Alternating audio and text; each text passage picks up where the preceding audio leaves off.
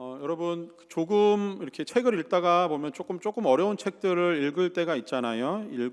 어려운 책을 읽을 때 보면은 이렇게 막 뭔가 문장이 해석되지 않거나 아니면 뭐 이 단어가 조금 어렵다라고 생각이 들 때 막 어떻게 해결을 하세요? 그런 문제들을 뭐 아시듯이 저는 이제 신학을 전공했고 공부했기 때문에 뭐 설교를 준비한다거나 아니면은 어떤 교리적인 내용들, 그다음에 성경을 연구하고 해석하는 일들, 뭐 성경의 역사, 성경의 지리 이런 책을 이제 주로 읽게 되는 것 같아요. 근데 이런 책들을 읽다 보면은 뭐 어떤 책은 진짜 손에서 버려지는 듯한 그런 책들이 조금 있어요. 그게 어떤 어려워서 아까 그게 너무 이게 제가 읽기에 조금 어려워가지고 읽어도 이해가 안 되는 책이 있어요. 근데 사람들은 참 그 내용이 좋다라고 하는 뭐 댓글들 이런 걸 보면은 나 좀 문제 있나? 이런 생각이 좀 드는 책들이 있거든요.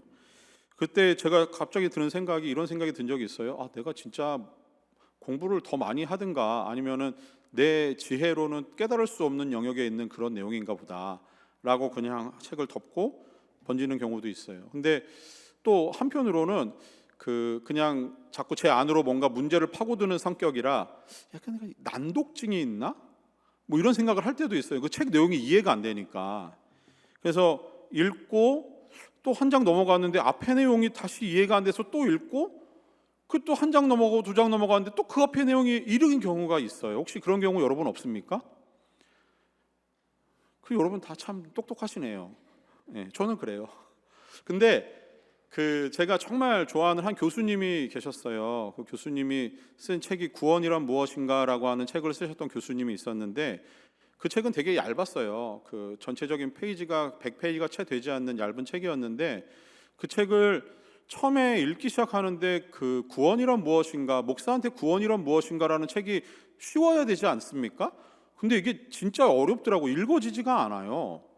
그래서 한 챕터 읽고 가만히 있다가 또 한 챕터를 읽고 뭐 이랬던 적이 있었던 것 같은데 이 문제가 그래도 너무 어려워서 제가 해결하지 못할 것 같은 생각에 그냥 그 책을 책꽂이 한 군데 꽂아놓고 그냥 읽지도 않고 있었어요. 근데 마침 기회가 돼서 그 책을 쓰신 저자가 학교에 이제 강의하러 오시는 때가 있었어요. 그래서 무조건 그 수업은 내가 들어봐야겠다라고 생각하고 그 과목을 들었던 적이 있는데 그 과목을 들으니까 그 책에서 했던 내용이 이런 내용이었구나라는 게 좀 이해가 되더라고요. 그래서 오늘 제목이 저자 직강을 듣다 이렇게 한번 정해봤어요. 이거 어떤 내용인지는 아시겠죠? 책을 쓴 사람이 직접 뭐 가르치거나 강의하는 것을 직접 듣는 게 이제 저자 직강이라 그러잖아요. 그래서 이걸 들으면은 책이 조금 어려워도 그 내용을 질문을 할 수도 있고 모르는 부분을 이해시켜달라고 이렇게 좀 뭔가 이렇게 부탁을 드릴 수도 있어가지고 책 쓴 사람의 직접적인 강의를 듣는 거는 좀 많은 유익은 있긴 하더라고요. 자, 어떤 의미에서 오늘 제가 이 저자 직강을 듣다라는 제목을 잡았는지 한번 잘 따라와 보세요.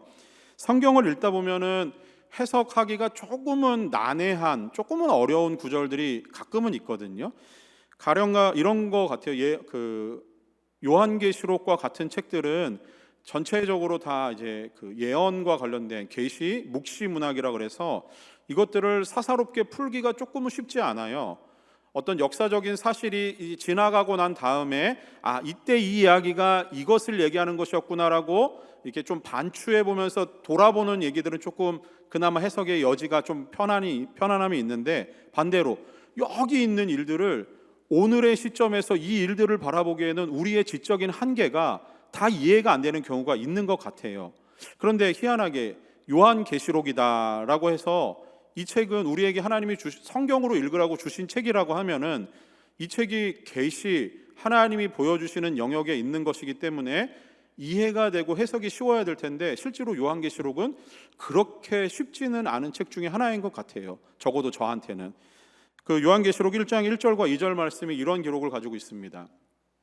예수 그리스도의 계시라 이는 하나님이 그에게 주사 반드시 속히 일어날 일들을 그 종들에게 보이시려고 그의 천사를 그 종 요한에게 보내어 알게 하신 것이라. 자, 이것만 놓고 보면은 어떤 내용인지 알겠죠. 요한계시록이 예수님이 앞으로 일어날 일들을 보여주시려고 하는데 천사들을 통해서 요한에게 그 일들을 미리 보여주신 거예요. 그러면서 2절에 보니까 요한은 하나님의 말씀과 예수 그리스도의 증거 곧 자기가 본 것을 다 증언하였느니라 라고 하면서 요한계시록을 써내려가는 거예요.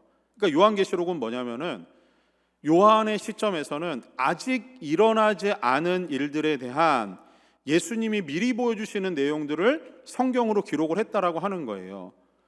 자, 그런데 그러다 보니까 요한계시록을 해석하는 관점에서는 이게 언제 이 일이 일어났는지, 언제 일어날 것인지에 대한 많은 궁금증을 가지고 있어서 실제로 요한계시록을 해석하는 여러 가지 그 방법들이 있는데 그 방법들 중에는 조금은 틀린 것도 있고 뭐 하여튼 이런 여러 가지 난해하고 해석하기 어려운 구절들이 아직은 있는 것 같습니다.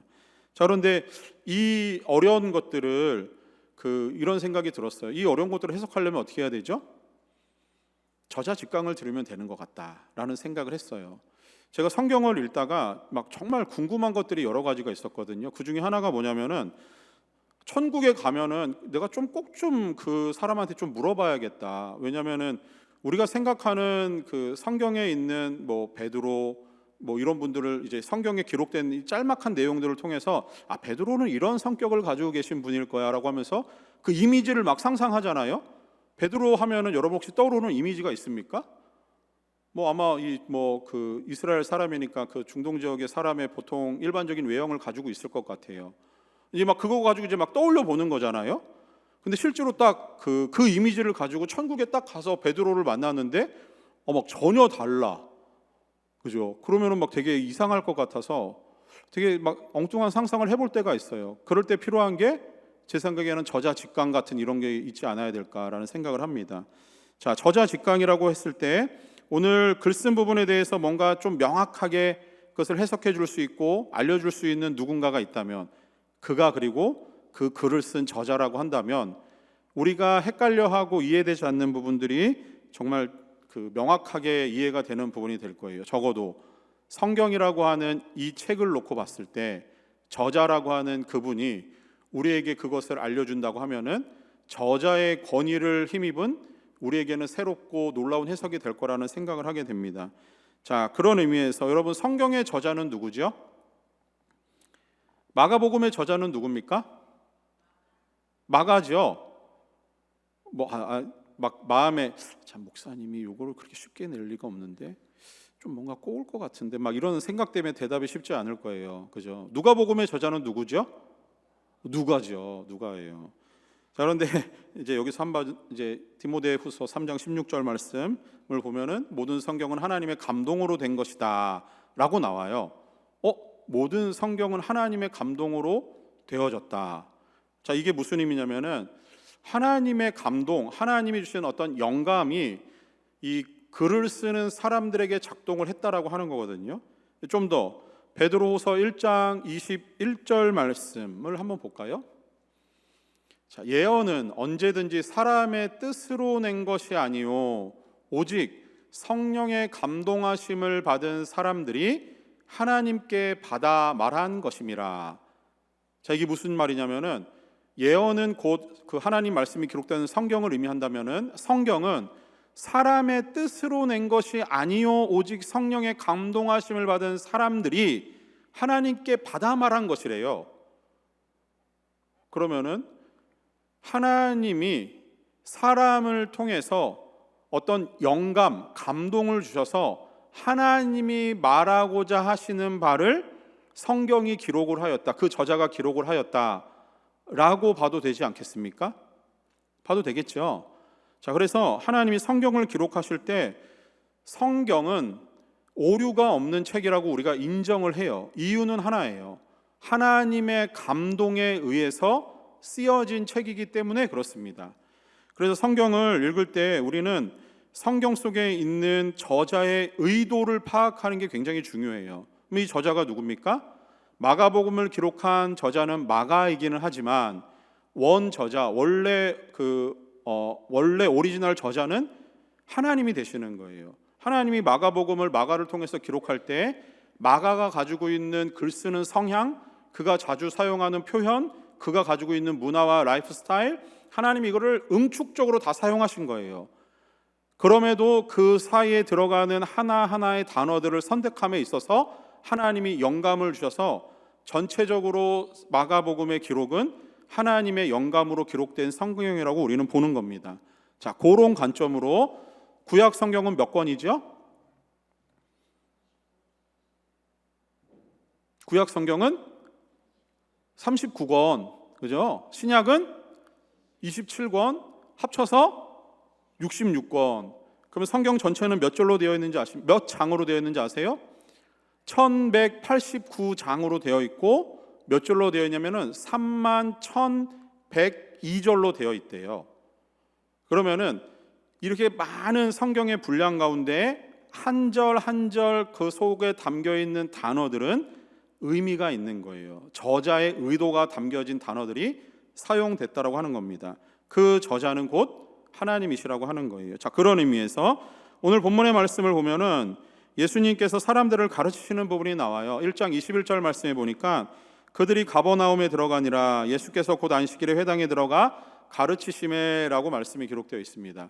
자, 지금 예수님이 사람들을 가르치시는 거예요. 자, 유대인들은 성전 중심의 생활을 하던 사람들이에요. 자, 그런데 성전은 예루살렘에 한 곳밖에 없었거든요. 그러다 보니까 가버나움이라고 하는 곳에서 예루살렘으로 예배를 드리기 위해서 일주일에 한 번씩 가야 된다라고 했을 때 이게 현실적으로 불가능해요. 거의 한 900km 정도 떨어져 있는 곳을 이들이 이제 90마일 정도 떨어진 곳을 걸어가야 됐기 때문에 걸어가려면은 이 시대 사람들의 입장에서는 한 4일, 5일 정도를 걸어가야 된대요. 그러니까 예루살렘 성전에서 예배를 드리기 위해서 오랜 시간을 걸어가고 예배드리고 돌아오면 돌아오기도 전에 다시 예배드리러 돌아가야 되는, 그래서 이들이 생각한 게 뭐였냐면은 회당을 짓는 일을 했습니다. 그래서 회당을 지어서 그 동네에 있는 회당에서 그들이 안식일이 되면은 같이 모여서 예배를 드리고 말씀을 듣는 시간을 갖게 되었어요. 그래서 유대인의 회당이라고 하는 것은 유대인들의 만남의 장소, 하나님 말씀을 듣는 장소, 예배 드리는 장소, 토론이 있는 장소, 뭐 이렇게 사용되는 곳이었어요. 자, 안식일이 되면 그들은 회당에 모여서 그 구약 성경을 낭독을 하거나, 오늘 보니까 서기관이 성경을 낭독하거나 그것을 강론, 해석해 주는 일들을 그들이 안식일에 들으면서 지냈습니다. 자, 이런 배경하에서 예수님이 21절 말씀해 보니까 예수님이 회당에서 가르치셨다라고 하잖아요. 그죠? 근데 이 가르치셨다라고 하는 거는 예수님이 가르칠 자격이 있냐 없냐, 그것을 논하기 전에 회당에서는 누구나 안식일에 성경을 읽거나 강론하는 것에 대해서 언제든지 자신의 의견을 얘기할 수 있는 그 시간들이 있었다라고 해요. 아마 예수님이 그 시간에 회당에서 이런 일들을 하셨을 거라 생각을 합니다. 유대인들을 만나서 구약 성경에 대한 예수님의 강론, 예수님의 설교, 뭐 예수님의 해석, 그걸 이제 하기 시작한 거예요. 정확히 무슨 말씀을 하셨는지는 나오지 않아요. 자, 그런데 이게 뭡니까? 이게 곧 예수님이 구약을 얘기하시는 것 자체가 저자직강이 되는 거죠. 저자직강입니다. 말씀의 본체이신 실체가 실제로 그 말씀을 하시는 순간이에요. 자, 저자직강을 들은 사람들의 반응이 나옵니다. 오늘 나눠드린 말씀의 설교 간지를 보시면, 주보 간지를 보시면은 첫 번째 단락입니다. 저자직강을 들은 사람들의 반응이 나와요. 자, 22절 말씀인 보면은 22절에 뭇 사람이 그의 교훈에 논란이 이는 그가 가르치시는 것이 권위 있는 자와 같고 서기관들과 같지 아니함일러라, 이렇게 나옵니다. 자, 가버나움 회당에 모인 사람들은 예수님이 하신 말씀을 듣고 어떻게 했대요? 놀랐대요. 자, 근데 여기서 이 놀랐다라고 하는 표현이 되게 재밌어요. 여기서 사용되는 이 헬라어가 에크폴레스라고 하는 단어를 쓰는데, 이 단어가 어떤 의미가 있냐면요, 이게 신약 성경에 몇 군데서 사용되었을 때 에크폴레스라고 하는 이 단어가 거의 주로 예수님이 가르치셨을 때 사람들의 반응을 놀랐다라고 할 때 이 단어를 써요. 그러니까 이 단어는 뭐 놀랐다라고 하는 표현 중에서 주로 예수님이 가르치셨을 때 놀랐다라고 하는 표현에 많이 쓰는 단어인데, 이 단어가 가지고 있는 그 의미가 뭐냐면은 에크폴레스라고 하는 단어는 구타하다라는 의미가 있어요. 구타. 그리고 또 하나는 채찍으로 때리는 태형이라고 하는 의미도 있어요. 그러니까 좀 해석해 보면 이런 거예요. 사람들이 예수님의 가르치심에 놀랐는데 이 놀란 정도가 구타당한 거예요. 뇌를 갖다가 때려 맞은 듯한, 채찍으로 그 온몸을 때려 맞은 듯한 그런 놀람이라는 거예요. 다시 얘기해서 예수님의 가르침을 들은 사람들은 쉽게 얘기해서 정신적인 패닉을 일으키는 상태에 도달했다라고 하는 겁니다. 그 정도로 놀랐다라는 거예요. 사람들이 예수님이 하시는 말씀 그 앞에 압도되어 가지고 자신의 정신, 가지고 있던 모든 것들이 일시에 무너지는 듯한, 그래서 완전히 멘붕이 와 있는 상태, 그렇게 놀랐다라고 하는 표현입니다. 왜 이렇게 사람들이 놀랐을까요? 이유는 저자직강이었기 때문에 그래요. 이전에는 이 사람들은 유대교 종교 지도자들이 해주는, 읽어주는 낭독이나 강론, 해석에 의해서 구약 성경의 내용들을 봤을 겁니다. 그렇게 배웠을 거예요. 그런데 말씀의 주체이고 말씀의 실체이신 그분이 실제로 말씀을 하시니 이거는 그 이전에 있었던 가르침과는 확연히 다른 거죠. 직접 교수님의 강의만 들어도 이해가 되는 부분인데 말씀의 실체가 오셔서 하시니 이건 전혀 다른 문제라고 하는 겁니다. 사람들은 머리를 꽝 두드려 맞은 듯한 충격을 받았어요. 그러고 나서 사람들이 내리는 평가가 와, 참 권위 있는 자의 가르침과 같다라고 하면서 비교하는 게 서기관들의 그것과는 같지 않다라고 하는 거예요. 그러니까 이전에 들었던 서기관들의 가르침과 예수님의 가르침은 질적으로 다르다라고 하는 거죠. 그러면서 예수님의 가르침에 대한 평가를 듣고 나서 그들이 권위 있는 자와 같다라고 얘기합니다. 자, 이것도 재밌어요. 권위라고 하는 것, 영어 성경을 찾아보면은 authority라고 나와요. 그 글 쓴 사람의 저자를 영어로 뭐라 그러죠? author라고 하잖아요. 그 의미로 그 권위도 거기서 나옵니다. 그래서 예수님은 지금 말씀을 하시는 저자의 권위로 말씀하시는 중이에요. 근데 이 authority라고 하는 이게 그 헬라어에서 사용되는 단어를 보면은 엑수시아라고 하는 단어를 쓰는데 엑수시아가 담고 있는 의미는 뭐냐면 통치권이에요. 통치권. 그러니까 권위, 성경에서 권위를 얘기할 때는 통치하는 것과 연결되어 있습니다.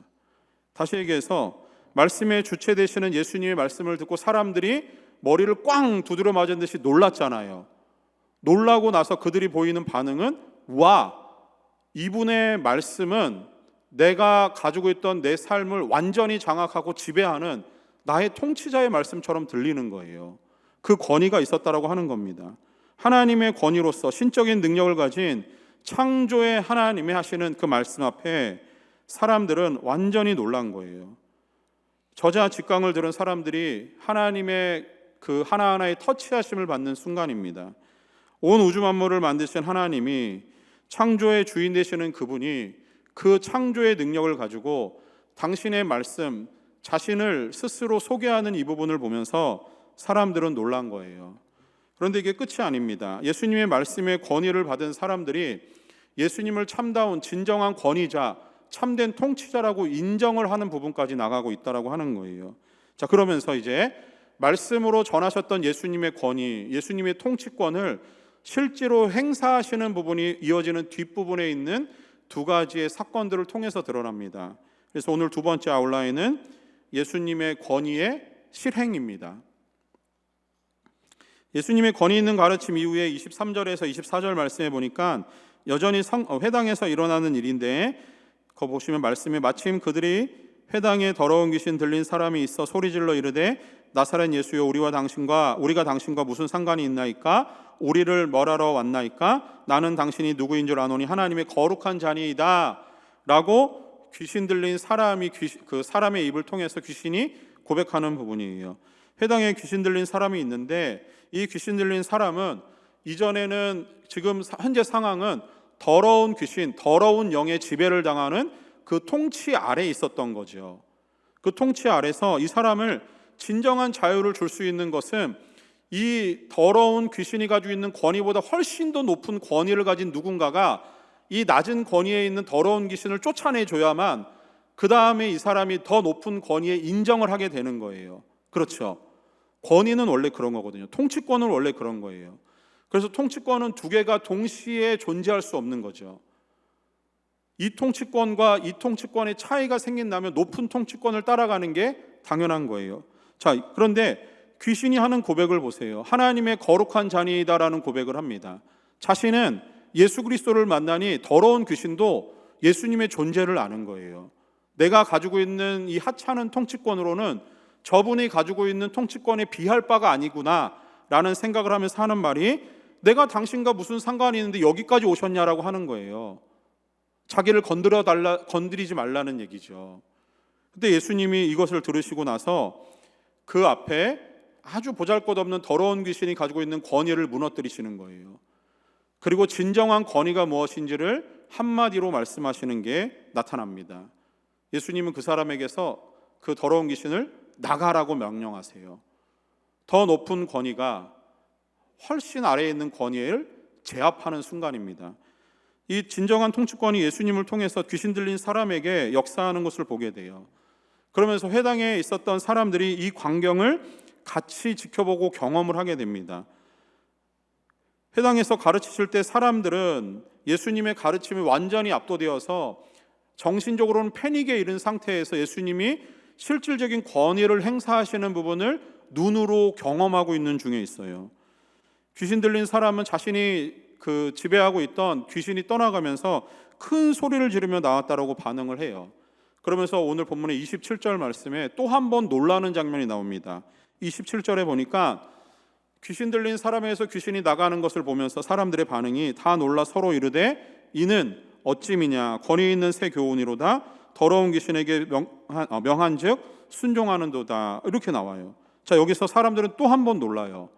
근데 이번에 두 번째 놀라는 이 표현은 아까 얘기했던 그 놀람과는 달라요. 아까 놀랐다는 거는 뭐였죠? 정신적인 패닉, 뭐 하나 두드려 맞은 듯한 그런 놀람이었잖아요. 여기서 사용된 놀랐다라고 하는 표현은 두려움입니다. 공포예요. 더러운 귀신이 진정한 권위 예수 그리스도를 만났을 때 그 귀신이 느꼈던 두려움, 그 권위 앞에 벌벌 떨게 되는 그 순간, 그 두려움을 그 현장에 있는 다른 사람들로 놀라고 그 두려움을 경험한 거예요. 그 두려움 때문에 권위 앞에 순종하게 되는 겁니다. 자, 두 번째 사건이 또 하나 나와요. 두 번째 사건은 모든 인간의 연약함을 다스리시는, 그것을 붙잡고 있는 질병의 권위도 다스리시는 예수님의 모습을 보게 됩니다. 예수님은 회당에서 이제 나오셨어요. 나오셔서 시몬과 안드레의 집으로 향하게 됩니다. 이곳에 갔더니 시몬 곧 베드로의 장모 되시는 분이 열병에 누워서 아파 있었어요. 열병 때문에. 병명은 열병인데 이게 정확히 어떤 열병인지는 잘은 모르겠어요.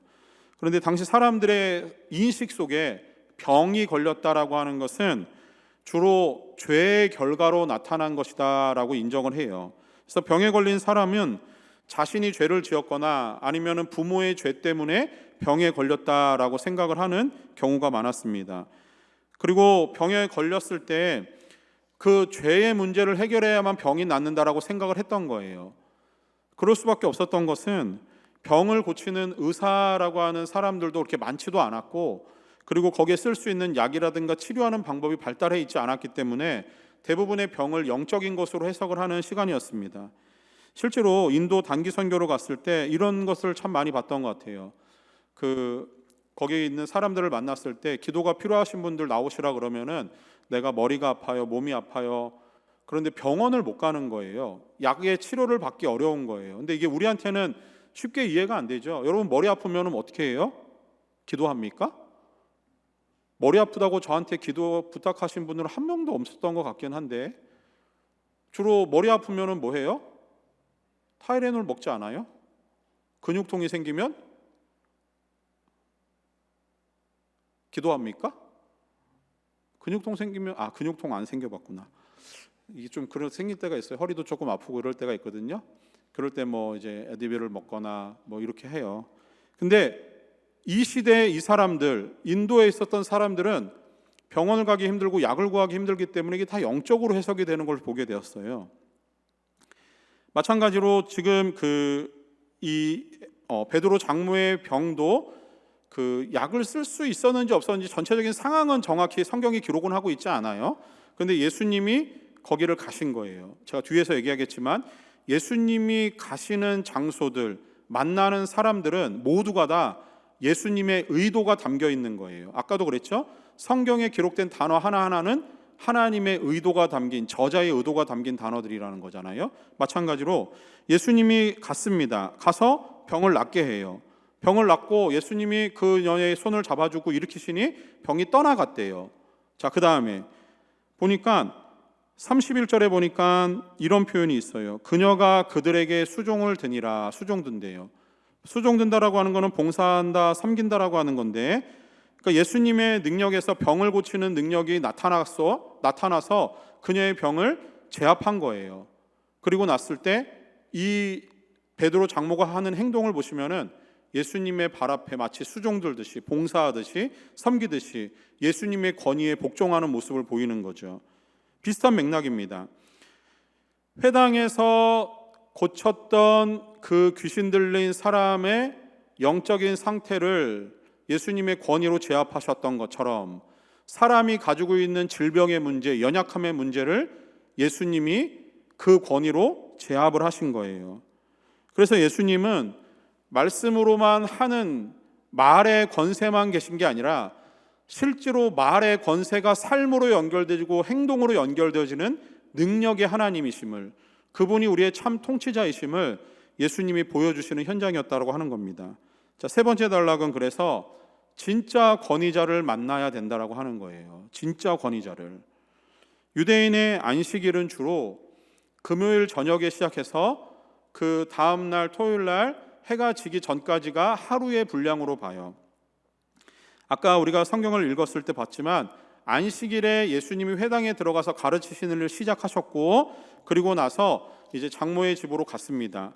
그리고 나서 보니까 이제 32절을 한번 보세요. 거기 보니까 저물어 해질 때가 되었다라고 하는 기록이 있지요. 저물어 해가 졌어요. 이제 이게 무슨 얘기냐면은 아마 안식일이 시작해서 해가 저무는 시간이 되었다라고 하는 건 안식일이 끝났다라고 하는 표현이에요. 그러면 이제부터는 안식일의 규정을 받지 않아도 돼요. 이게 왜 중요한 얘기냐면은 유대인들은 안식일이 되면은 그들이 지켜야 되는 율법적인 내용과 행동의 제약이 상당히 많습니다. 안식일에는 음식을 만드는 일조차 할 수 없어요. 노동을 하면 안 되는 거거든요. 그래서 안식일이 되기 전에 안식일에 먹을 모든 음식을 다 만들어요. 그리고 안식일에는 걸어갈 수 있는 거리의 한계도 있습니다. 그러다 보니까 안식일은 그들에게 있어서는 잘 준비되어야 되는 시간이었던 거예요. 자, 그리고 나서 이제 안식일이 끝났습니다. 이제 사람들은 안식일의 규정을 받지 않아도 돼요. 자유롭게 왔다 갔다 해도 되는 거예요. 그랬을 때 모든 병자와 귀신 들린 사람이 예수님을 찾아온 거예요. 이제 안식일은 끝났으니까 예수님이 이제 더 많은 일을 하실 수 있는 거예요. 자, 이 중에 우리는 오늘 말씀을 통해서 예수님이 그러면 모든 사람들을 고쳐주시고 모든 사람들의 그 앞에서 예수님이 진짜 권위를 보여주셨는데 이것이 도대체 우리에게 영적으로 무슨 의미가 있는지 두 가지의 의미를 여러분과 나누려고 합니다. 나눠드린 간제를 보시면은 첫 번째는 이거예요. 진짜 권위를 보고 배우라는 겁니다. 예수님은 모든 행동에 다 의도가 있어요. 지금 예수님이 제자들을 데리고 가버나움 회당에 들어가셨다가 거기서 나오셨다가 거기서 병자들을 고치시고 귀신 들린 사람을 고치시고 베드로 장모의 집으로 이게 다 모든 예수님의 의도가 있는 거거든요. 그 현장에는 제자들이 함께 동행하는 중입니다. 예수님은 우리가 지난주에 봤지만 제자들을 불러내시면서 무슨 말씀을 하시냐면 나를 따라오너라 내가 너희로 사람을 낚는 어부가 되게 하겠다라고 말씀을 하세요. 예수님은 지금 제자들을 데리고 다니시면서 예수님의 권위를 보여주시는 거예요. 내 권위를 봐라. 그리고 나를 보고 따라하라라는 거예요. 따라하라라는 거예요. 예수님의 권위를 가장 가까이에서 지켜볼 수 있는 특권을 누렸던 저자 직강을 매일같이 누릴 수 있는 자들은 제자들이었습니다. 제자들에게 예수님이 이렇게 하시는 이유는 보고 따라하라는 거예요. 예수님은 누구신지, 그분의 말씀은 어떤 의미가 있었는지, 어떤 사람들을 찾아다니시고 그 찾아다니는 사람들에게 어떤 일을 하셨는지 말씀의 오리지널한 저자가 하는 얘기와 행동을 보고 배우라는 겁니다. 그분의 권위를 느끼면서 그분이 하시는 일들을 하라는 거예요. 사도 요한은 예수님의 가장 가까이에서 예수님이 하시는 일들을 지켜봤던 제자 중에 한 명입니다. 그가 이런 고백을 해요. 요한복음 1장 14절 말씀에 말씀이 육신이 되어 우리 가운데 거하심에, 요한의 개인적인 고백입니다. 우리가 그의 영광을 보니 아버지 독생자의 영광이요 은혜와 진리가 충만하더라. 말씀이 육신이 되신 분이 예수님이신데 예수님을 따라다녀 보니 그분이 하시는 모든 일의 의도가 보이는데 그분이 하시는 일은 하나님의 독생자의 영광이고 그분에게는 은혜와 진리가 충만하다라고 하는 것을 저자의 직강을 지켜보고 있는 요한이 깨달은 거예요. 예수님은 제자들을 데리고 다니시면서 진짜 저자가 무엇을 하려고 하시는지를 보고 배우라고 하는 겁니다. 그러면서 제자들을 훈련시키시는 거예요. 그런데 우리가 다 알고 있듯이 예수님은 나중에 하나님 나라로 돌아가셔서 이 땅에서는 예수님의 직강을 들은 훈련받은 제자들만 남겨지는 시간이 와요. 자, 그러면은 한번 질문해 볼게요. 이제 저자의 직강을 들었으면은 저자의 모든 능력을 다 이어받은 겁니까? 그렇진 않죠. 그렇지 않아요. 제자들은 하나님의 영광을 가진 예수님의 그 권위, 그 능력을 그대로 행사할 수 있는 능력이 없어요. 당연하죠. 당연하죠. 예수님은 창조주시잖아요. 만들어내시는 분인데 만들어진 존재가 만드시는 분의 능력을 가질 수는 없는 거예요. 그러면은 예수님이 제자들에게 왜 이런 훈련을 시키셨는가? 아무 의미 없지 않나요? 그렇지 않죠. 마태복음 28장 19절 20절 말씀에 예수님이 마지막으로 하나님 나라로 올라가시면서 하신 말씀을 한번 가만히 떠올려 보세요. 예수님은 제자들에게 입으로만 권위를 설명하라고 말씀하신 게 아니에요. 너희도 나의 권위를 실행할 수 있다라고 가르치셨어요. 보고 배우라는 거잖아요. 그렇게 하라는 겁니다. 어떤 사람을 만나든 만나는 사람에게 예수의 권위를 전하라는 거예요. 그 능력을 행사하라는 게 예수님의 의도였어요. 그런데 그들에게는 능력이 없어요. 그런데 예수님은 그들에게 이런 말씀을 하세요. 하나님 나라로 올라가시면서 하늘과 땅에 있는 모든 권세는 예수님에게 있대요. 그런데 이 권세를 가진 내가 너희와 함께 하겠다라고 하지 않습니까? 너희가 권세를 가지고 능력을 가지고 권위자로 서가지고 모든 실력을 발휘하는 게 아닌 거예요. 원래 예수님이 함께 하시니 그 능력을 덧입어 할 수 있는 겁니다. 가능한 거예요. 권위의 말씀 앞에 도전을 받고 그 권위의 말씀을 실행하는 것은 내가 하는 게 아니에요. 예수님이 나와 함께 하시면 하는 겁니다.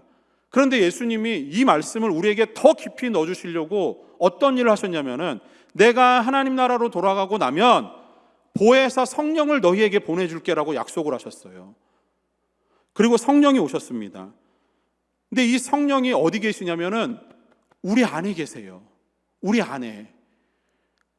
진정한 권위의 능력을 실행하실 수 있는 분이 나와 함께 걸어 다니시는 게 아니라 그냥 내 안에 계시는 거예요. 언제든지 필요하면 그 성령 충만함을 가진 사람은 이 권위를 행사할 수 있는 조건이 만족된 겁니다. 우리가 사도행전의 말씀을 작년에 많이 봤잖아요. 베드로에게 있는 성령이 역사하시는 거예요. 그가 권위를 실행할 때 나타나는 겁니다. 왜요? 계시는 성령이 그 일을 하시기 때문에 그래요. 제자들은 이제부터 전도하러 나갔을 때 그 일들을 경험하게 됩니다. 내 안에 있는 권위가 나를 살리는 게 아니구나. 그게 능력이 아니구나. 내 안에 계시는 성령이 참다운 능력으로 내 안에서 역사하시는구나. 그걸 보게 되는 겁니다. 그래서 날마다 저자 직강을 들으면서 참된 예수님의 권위 앞에 순종하기 위해서 우리에게 필요한 것은 우리 안에 계시는 성령의 능력을 힘입어야 돼요. 여러분이 이 자리에서 예배하고 있는 것 자체는 성령이 여러분 안에 역사하기 때문입니다. 믿으시죠? 믿으세요. 여러분은 성령과 함께하는 사람이에요. 성령이 여러분 안에 계세요. 여러분은 언제든지 여러분 안에 있는 성령으로 인해서 여러분이 예수님의 제자로서의 예수님이 가지고 있는 능력을 성령으로 인해서 실행할 수 있는 권능의 사람들인 거예요. 그래서 날마다 우리는 저자 직강을 들으면서 예수님의 참된 권위 앞에 우리 스스로를 복종시켜야 돼요. 그 복종함과 동시에 성령의 능력을 힘입어 살아갈 때 예수님이 우리를 통해서 이 땅 가운데 펼치고 싶은 예수님의 사역들이 일어나게 되는 겁니다. 그래서 우리는 늘 성령의 충만을 위해서 기도해야 돼요. 그리고 그 성령의 충만함이 오리지널 저자의 권위를 우리에게 덧입음과 동시에 그 능력으로 우리가 살아가게 될 줄 믿습니다. 두 번째, 오늘 우리에게 주시는 교훈은 진짜 권위를 얻었다면 세상으로 나가라는 거예요. 우리가 세상으로 나가야 되는 이유는 분명합니다. 예수님이 우리에게 왜 이런 것들을 보여주시는가? 그 이유는 단순해요. 세상으로 나가라는 거예요. 그런데 예수님이 주신 권위를 자꾸 교회 안에서만 사용하려고 하는 사람들이 많아요. 교회 안에서만. 그러면서 세상에서는 예수님이 주시는 권위와 능력들을 행사하지 않아요. 그러면서 교회 안에서 내가 가진 권위를 세우기 위해서 얼마나 많은 목에 힘을 주고 살아갑니까? 얼마나 많은 힘을. 교회에서 사역한다고 교회에서 모든 힘 다 빼놓고 여기에서 모든 권위만 다 사용하다가 세상에 돌아가서는 빈털터리로 살아가는 거 아무 의미 없어요. 예수님이 우리를 그 당신의 제자로 부르신 이유는 귀신 들린 자를 위해서, 병든 자를 위해서 세상으로 나가라는 겁니다. 예수님이 권위의 실행을 당장 행사할 수 있음에도 불구하고 제자들에게 권위의 실행을 하지 않아요. 제자들은 보고 배우는 거예요. 그리고 권위의 실행은 밖에 있는 사람들에게, 세상에 있는 사람들에게 권위의 실행을 합니다. 왜 그러셨을까요? 이유는 단순해요. 제자들은 이미 예수의 권위 아래에 있기 때문에 그래요. 그런데 세상에는 여전히 어떤 것이 참된 권위인지 모르고 살아가는 사람들이 많기 때문에 그 사람들에게 진정한 권위가 무엇인지를 보여주길 원하시는 거예요. 사랑하는 여러분, 예수님은 여러분을 제자라고 생각하세요. 그리고 여러분을 제자로 부르셨고요. 성령이 여러분과 함께 하셔서 여러분을 통해서 예수님의 권위, 그 권한이 흘러가기를 예수님은 원하고 계세요. 나의 삶의 진정한 권위자가 누구인지 여러분 스스로의 마음에 한번 질문들 해보세요. 여러분의 삶의 진정한 권위자는 누구입니까? 여러분은 무엇을 생각하고 무엇을 추구하고 무엇을 사랑하고 계세요? 세상에서의 성공입니까? 그게 여러분이 추구하는 여러분의 권위입니까? 안정적인 직장입니까? 행복한 결혼 생활입니까? 지금 하고 있는 공부 잘 마치는 것, 그걸 통해서 좋은 학교로 트랜스퍼하는 게 여러분의 삶에 추구하고 있는 진정한 권위입니까? 여러분, 여러분이 좋아하는 것, 여러분이 추구하는 것, 여러분이 사랑하는 것, 그게 여러분이 가지고 있는, 여러분이 생각하는 권위일 거예요. 그런데 여러분, 그게 예수님에게로 돌려져야 돼요. 세상에 있는 것들은 영원하지 않습니다. 그 자리에 참된 권위자이신 예수님이 그 자리에서 권한을 행사할 수 있기를 소망합니다. 예수님은 나의 영원한 죽음을 위해서 대신 죽으신 분이에요. 나의 영적인 고통을 위해서 대신 채찍에 맞으셨습니다. 나의 교만한 마음을 위해서 예수님은 가시 면류관을 쓰셨어요. 그리고 죽기까지 순종하신 분이십니다. 나의 마음의 깊은 상처와 아픔을 위해서 친히 하나님으로서의 모든 권위를 스스로 제한하시고 친히 우리와 같은 인간이 되셔서 이 땅에 오신 게 우리 예수님이세요. 그런 예수님이 우리를 찾아오셔서 친구가 되어주시겠다라고 말씀하세요. 그리고 내가 너와 사랑하고 싶다라고 우리에게 제안을 하세요. 그 제안을 받아들인 여러분이라면 여러분 안에 있는 참된 권위가 무엇인지를 돌아보면서 여러분이 추구하는 그것, 여러분이 사랑하는 그것을 내려놓고 그 자리를 진정한 왕이신, 진정한 권위자이신 예수님으로 채워서 예수님과 사랑하는 즐거움에 빠질 수 있는 우리 청년들 되기를 소망합니다.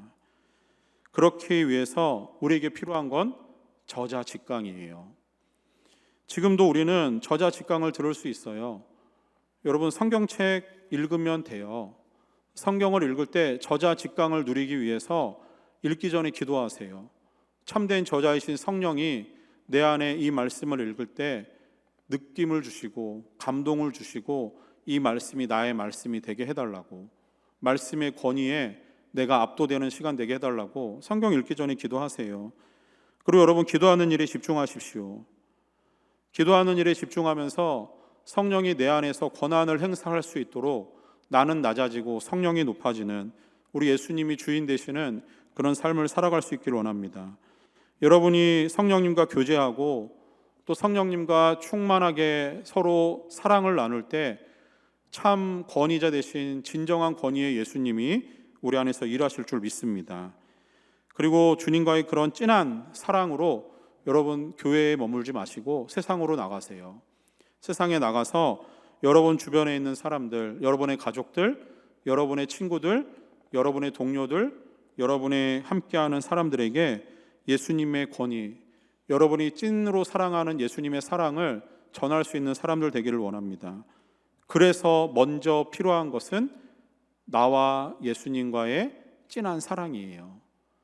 그 사랑이 있어야 우리 안에 참된 권위자의 권위가 서고 그 권위로 우리는 세상에 나갈 수 있습니다. 바라기는 우리 모든 청년들의 삶 가운데 우리 주님이 우리 안에 자꾸 사랑하자라고 제안하실 때 그 제안을 뿌리치지 마시고 그 제안을 통해서 우리도 예수님과 깊이 사랑할 수 있는, 그렇게 우리 안에 참된 권위자 되시는 예수님이 우리를 통치하시는 그런 청년들의 삶이 될 수 있기를 주님의 이름으로 축원합니다.